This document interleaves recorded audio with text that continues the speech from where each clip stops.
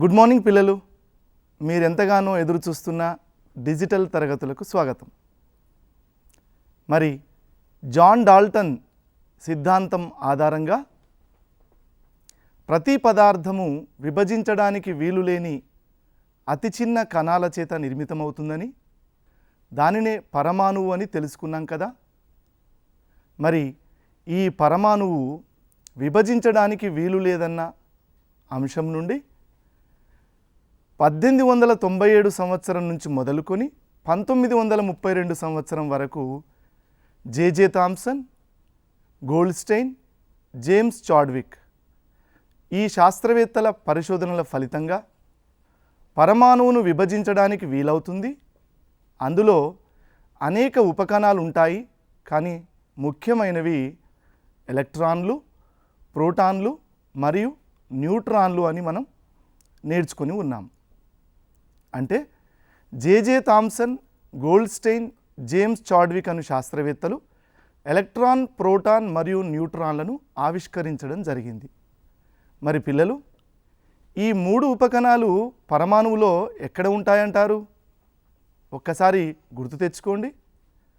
పరమాణువు యొక్క కేంద్రకంలో, అంటే పరమాణువు యొక్క మధ్య భాగంలో ప్రోటాన్లు, న్యూట్రాన్లు బంధించబడి ఉంటాయి. దానినే మనం కేంద్రకము అని తెలుసుకొని ఉన్నాం. మరి ఈ కేంద్రకం చుట్టూ ఎలక్ట్రాన్లు నిరంతరం తిరుగుతూ ఉంటాయని మనం తెలుసుకున్నటువంటిదే. పిల్లలు, ఇక్కడ మనం ఒకసారి బోర్ పరమాణు నమూనాను గుర్తు చేసుకుంటే, ఎలక్ట్రాన్లు పరమాణు కేంద్రకం చుట్టూ వృత్తాకార మార్గంలో తిరుగుతున్నాయి అని మనం నేర్చుకుని ఉన్నాం. నిజంగా ఇలా వృత్తాకార మార్గంలో తిరుగుతాయి అని చెప్పడానికి శాస్త్రీయ ఆధారాలు లేవు. అంటే ఒకవేళ ఇవి ఒక నిర్దిష్ట కక్షలలో తిరుగుతూ ఉన్నట్లయితే ఆ ఎలక్ట్రాన్ యొక్క ఖచ్చితమైన స్థానాన్ని, వేగాన్ని మనం లెక్కించగలం. కానీ ఇది సాధ్యం కాలేదు. అందుకే ఈ విషయాన్ని హైసెన్బర్గ్ తన అనిశ్చితత్వ నియమం ఆధారంగా ఏకకాలంలో ఎలక్ట్రాన్ యొక్క ఖచ్చితమైన స్థానాన్ని, వేగాన్ని లెక్కించడం సాధ్యం కాదు అని చెప్పడం జరిగింది. మరి ఎలక్ట్రాన్ ఎక్కడ ఉంటున్నట్లు? ఎలక్ట్రాన్ కేంద్రకం చుట్టూ ఏ ప్రాంతంలో తిరుగుతూ ఉన్నట్లు? దీనికి పరిష్కారాన్ని పొందడానికి 1926 సంవత్సరంలో ఇర్విన్ ష్రోడింగర్ అనే శాస్త్రవేత్త క్వాంటం యాంత్రిక పరమాణు నమూనాను ప్రతిపాదించాడు. ఈ నమూనా ఆధారంగా ఎలక్ట్రాన్లు పరమాణు కేంద్రకం చుట్టూ ఒక నిర్దిష్ట సమయంలో ఒక ప్రాంతంలో తిరుగుతూ ఉంటాయని ఊహించడం జరిగింది. దీనిని అర్థం చేసుకోవడానికి, అంటే పరమాణు కేంద్రకం చుట్టూ ఎలక్ట్రాన్లు ఎక్కడ ఉంటాయి అన్న విషయాన్ని అర్థం చేసుకోవడానికి ఈ శాస్త్రవేత్త మనకు కొన్ని సంఖ్యలను వివరించాడు. అవే క్వాంటం సంఖ్యలు. మరి పిల్లలు, మనం ఈరోజు క్వాంటం సంఖ్యల గురించి తెలుసుకుందామా? మొట్టమొదట పరమాణు కేంద్రకం చుట్టూ ఎలక్ట్రాన్లు కనుగొనేటువంటి సంభావ్యత ఏ ప్రాంతంలో అధికంగా ఉంటుందో దానినే ఆర్బిటాల్ అంటారు అని చెప్పడం జరిగింది. ఒక్కసారి మనం ఆర్బిటాల్ నిర్వచనాన్ని చూద్దాం. పరమాణు కేంద్రకం చుట్టూ ఎలక్ట్రానును కనుగొనే సంభావ్యత ఏ ప్రాంతంలో అధికంగా ఉంటుందో ఆ ప్రాంతాన్ని ఆర్బిటాల్ అందురు. మరి పరమాణు కేంద్రకం చుట్టూ ఎలక్ట్రాన్లు ఎక్కడ ఉంటాయి? ఎలక్ట్రాన్ల యొక్క ప్రవర్తన గురించి, ధర్మాల గురించి వివరించడానికి ఈ క్వాంటం సంఖ్యలు సహాయపడతాయని చెప్పవచ్చు. మరి క్వాంటం సంఖ్యలు వేటిని తెలుపుతాయి? వాటి వివరాలను ఒక్కసారి పరిశీలిద్దాం.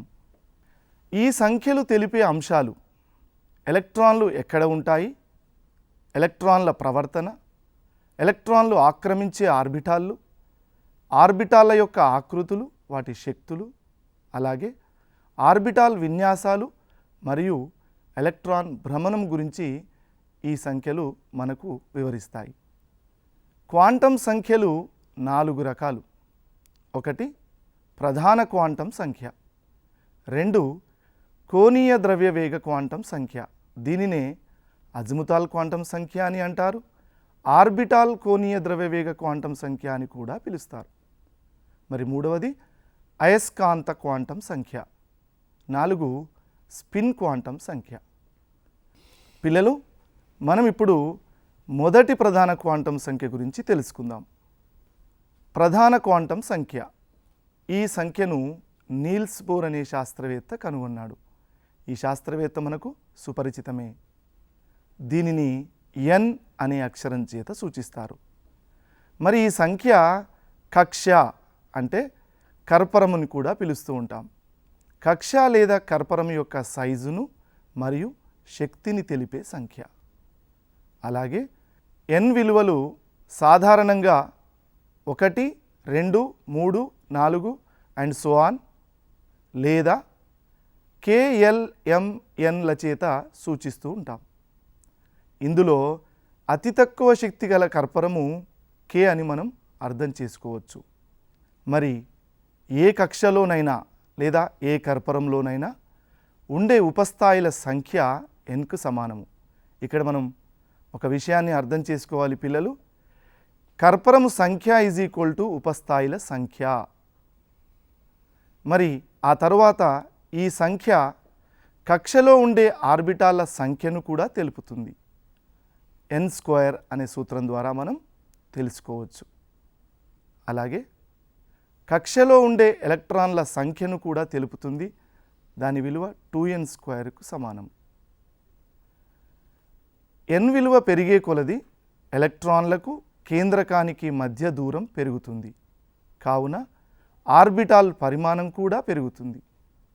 ఇక్కడ n విలువ పెరిగే కొలది కర్పరము యొక్క పరిమాణము పెరుగుతుందని మనం స్పష్టంగా అర్థం చేసుకోవచ్చు. పిల్లలు, ఇక్కడ మీరు కేంద్రకం చుట్టూ ఉండే కర్పరాలను ఒకటి తర్వాత ఒకటి గమనిస్తున్నారు కదూ. దీనినే మనం 1, 2, 3, 4లుగా తెలుసుకున్నాం. దానినే K కర్పరము, L కర్పరము, M కర్పరము, N కర్పరము అని తెలుసుకొని ఉన్నాం.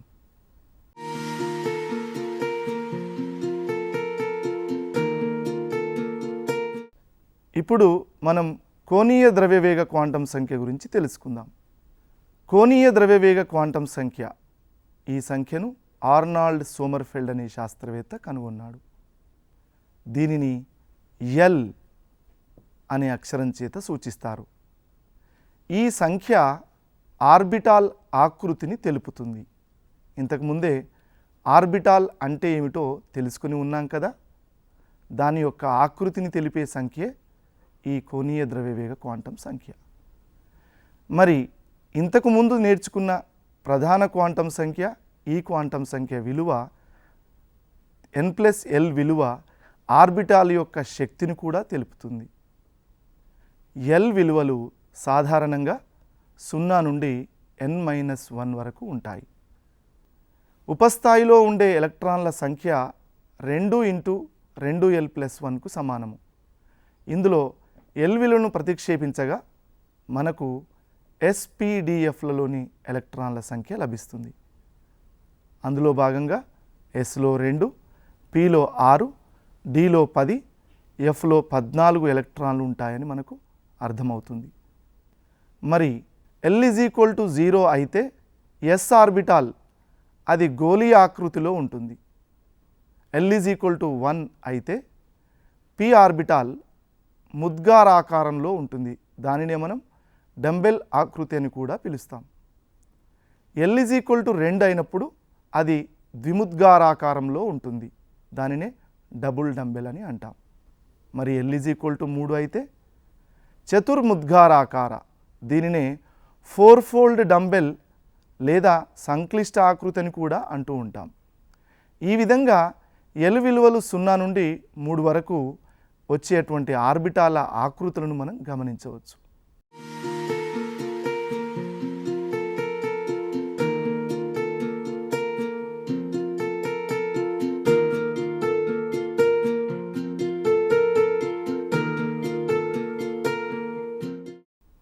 SP ఆర్బిటాలను మనం చిత్రంలో చూడవచ్చు. అలాగే ఇక్కడ డి ఆర్బిటాలలోని 5 ఉపస్థాయిలను మనం పరిశీలించవచ్చు. ఇక్కడ మనం కేంద్రకాన్ని ఆవరించి ఉన్న మొదటి 2, 3 కర్పరాలకు సంబంధించిన ఆర్బిటాలను తెలిపే ఒక చిత్రం. పిల్లలు, మనం ప్రధాన క్వాంటం సంఖ్య, కోణీయ ద్రవ్యవేగ క్వాంటం సంఖ్య గురించి తెలుసుకున్నాం కదా. మరి ఈ కోణీయ ద్రవ్యవేగ క్వాంటం సంఖ్య ఆర్బిటాల్ యొక్క ఆకృతిని తెలుపుతుందన్న విషయం మనకు తెలిసిందే. ఈ ఆర్బిటాల ఆకారాలను ఈ వీడియో ద్వారా మనం గమనిద్దాం.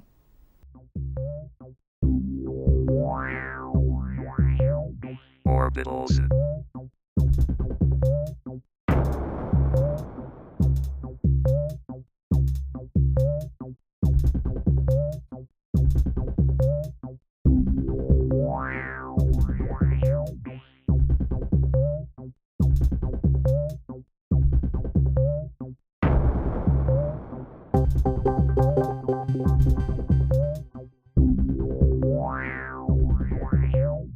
Orbitals.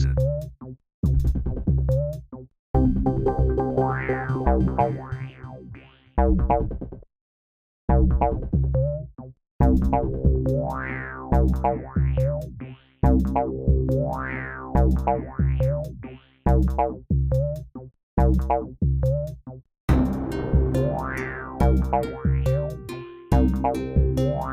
Orbitals.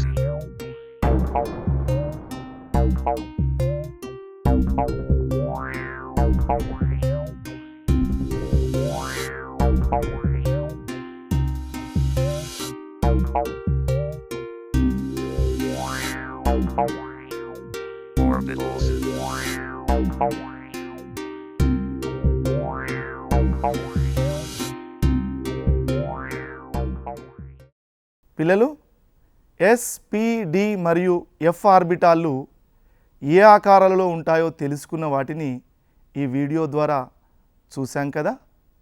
మరి ఇప్పుడు ఒక ఆర్బిటాల్ ఇచ్చినప్పుడు క్వాంటం సంఖ్యలను ఏ విధంగా రాస్తామన్న విధానాన్ని తెలుసుకుందాం. ఈ చిత్రంలో మీరు 1s1 అను సంకేతంతో చూపబడిన ఎలక్ట్రాన్ యొక్క మనం తెలుసుకున్న 2 క్వాంటం సంఖ్యలు ఎలా ఉంటాయో చూద్దాం. 1s1, 1 అనగా అది కర్పరం యొక్క సంఖ్య, అనగా n = 1. ఎస్ ఆర్బిటాల్ కాబట్టి l = n-1 అనే సూత్రం ఆధారంగా 1 - 1 0. అందుకే మనం ఎస్ ఆర్బిటాల్ యొక్క l విలువ 0 అని తెలుసుకొని ఉన్నాం. మరి రెండో ఉదాహరణలో 2pలో ఉండే ఎలక్ట్రాన్ల n-l విలువలు ఎలా ఉంటాయో చూద్దాం. 2p అని చెప్పినప్పుడు 2 అనున్నది కర్పరము సంఖ్యను తెలుపుతుంది కాబట్టి n = 2. మరి ఎల్కు సూత్రం మనకు తెలిసిందే, n-1 అనగా 2 - 1 = 1. మరి ఇందులో l = 1 అన్నప్పుడు రెండవ కర్పరంలో 2 ఉపకర్పరాలు ఉంటాయన్న సంగతి తెలిసిందే కదా. అవి 0, 1. వాటినే మనం ఎస్ మరియు పి ఆర్బిటాల్ అని తెలుసుకొని ఉన్నాం. పిల్లలు, మరి మూడవ క్వాంటం సంఖ్య గురించి తెలుసుకుందామా. అయస్కాంత క్వాంటం సంఖ్య. దీనిని లాండే అనే శాస్త్రవేత్త కనుగొన్నాడు. ఈ సంఖ్య ml అనే అక్షరం చేత సూచించబడుతుంది. ఈ సంఖ్య ఉపకక్ష యొక్క ప్రాదేశిక విన్యాసాన్ని తెలుపుతుంది. అంటే ఆర్బిటాల్ యొక్క విన్యాసాన్ని తెలిపేది అని అర్థం. మరి ml విలువలు సాధారణంగా -l నుంచి +l వరకు ఉంటాయి. ఒక ఉపస్థాయిలో ఆర్బిటాళ్లకు ఉండదగ్గ ml విలువలు 2l+1కు సమానము. దాని ఆధారంగా మనం 6వ అంశంలో ఒక ఉపస్థాయిలో ఎన్ని ఆర్బిటాలు ఉంటాయో లెక్కించవచ్చు. 0 అయినప్పుడు ఎస్లో 1 ఆర్బిటాల్ వచ్చింది. పై సమీకరణంలో l విలువ 1 ప్రతిక్షేపిస్తే పి ఆర్బిటాల్లో 3 ఉపస్థాయిలు, మొత్తం 3 ఆర్బిటాళ్ళు, డిలో 5, ఎఫ్లో 7. మనం చూసిన అంశాన్ని సూత్రం ద్వారా అర్థం చేసుకోవచ్చు.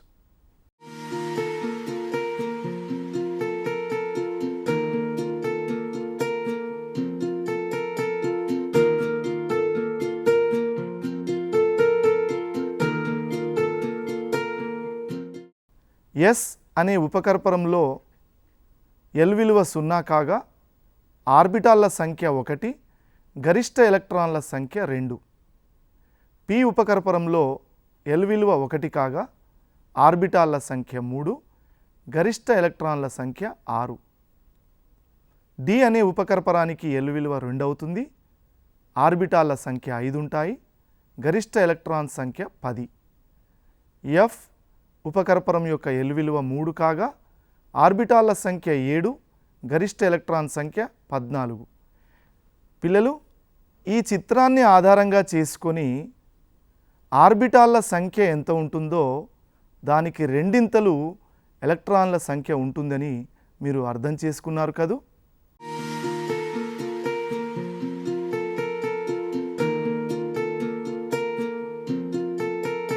పిల్లలు, మీరు ఇంతవరకు 3 క్వాంటం సంఖ్యల గురించి తెలుసుకున్నారు కదూ. మరి ఇప్పుడు స్పిన్ క్వాంటం సంఖ్య గురించి తెలుసుకుందామా. స్పిన్ క్వాంటం సంఖ్యను 1925లో జార్జ్ ఉలెన్బెక్ మరియు శామ్యూల్ గౌడ్స్మిట్లు కనుగొన్నారు. ఈ స్పిన్ క్వాంటం సంఖ్యను ఎస్ అనే అక్షరం చేత సూచిస్తారు. ఈ సంఖ్య ఉపకక్షలోని ఎలక్ట్రాన్ యొక్క భ్రమణ దృగ్విషయాన్ని తెలుపుతుంది. దీనినే మనం స్పిన్ అని అంటూ ఉంటాం, భ్రమణము అని కూడా అంటూ ఉంటాం. అందుకే ఇది స్పిన్ క్వాంటం సంఖ్యగా మనం పిలుస్తూ ఉన్నాం. ప్రతి ఆర్బిటాల్లో ఉండే 2 ఎలక్ట్రాన్లు సవ్య అపసవ్య దిశలలో భ్రమణాలు చేస్తూ ఉంటాయి. ఎలక్ట్రాన్ సవ్య దిశలో భ్రమణం చేస్తే దాని విలువ +1/2, అపసవ్య దిశలో భ్రమణం చేస్తే -1/2. ఈ చిత్రంలో మనం ఎలక్ట్రాన్ యొక్క భ్రమణాన్ని పరిశీలించవచ్చు. మొదట సవ్య దిశలోని భ్రమణాన్ని, మరి అపసవ్య దిశలోని భ్రమణాన్ని కూడా మనం చూడవచ్చు.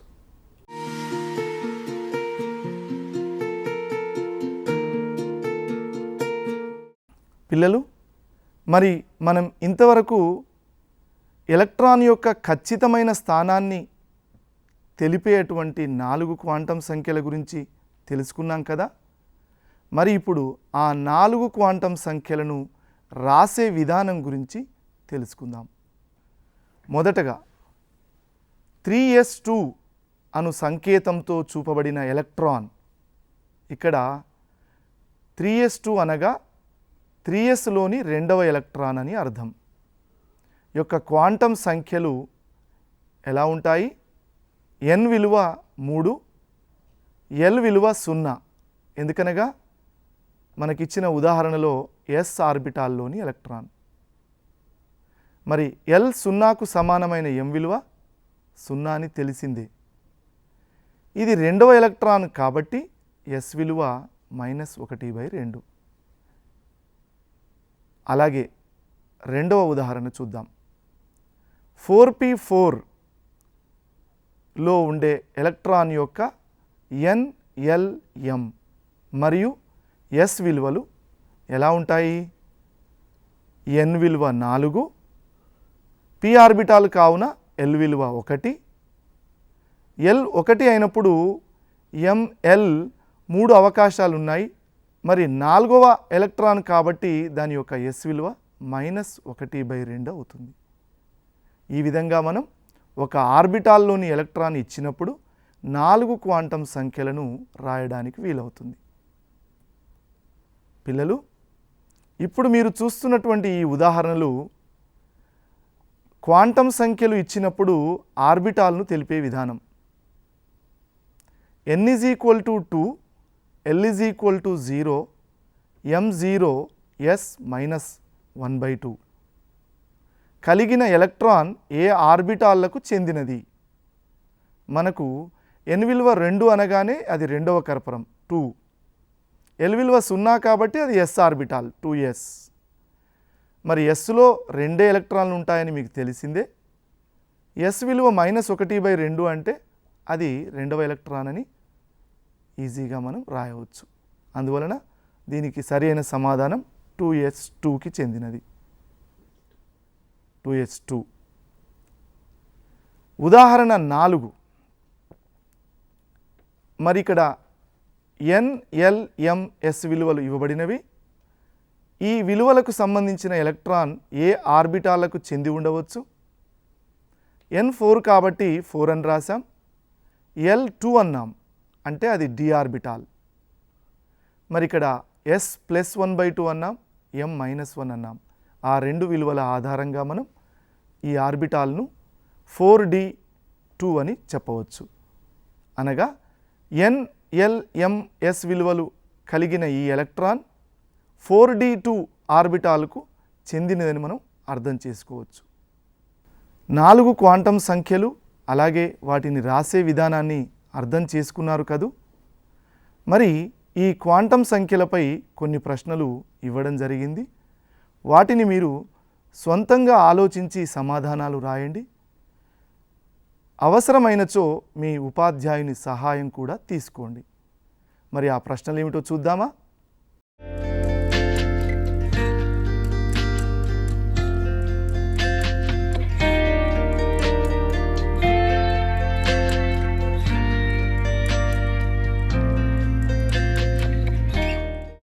మనం క్వాంటం సంఖ్యలు అనే అంశం గురించి నేర్చుకున్నాం కదా. మళ్ళీ మరొక అంశంతో మళ్ళీ కలుద్దాం. సెలవు మరి. నమస్కారం.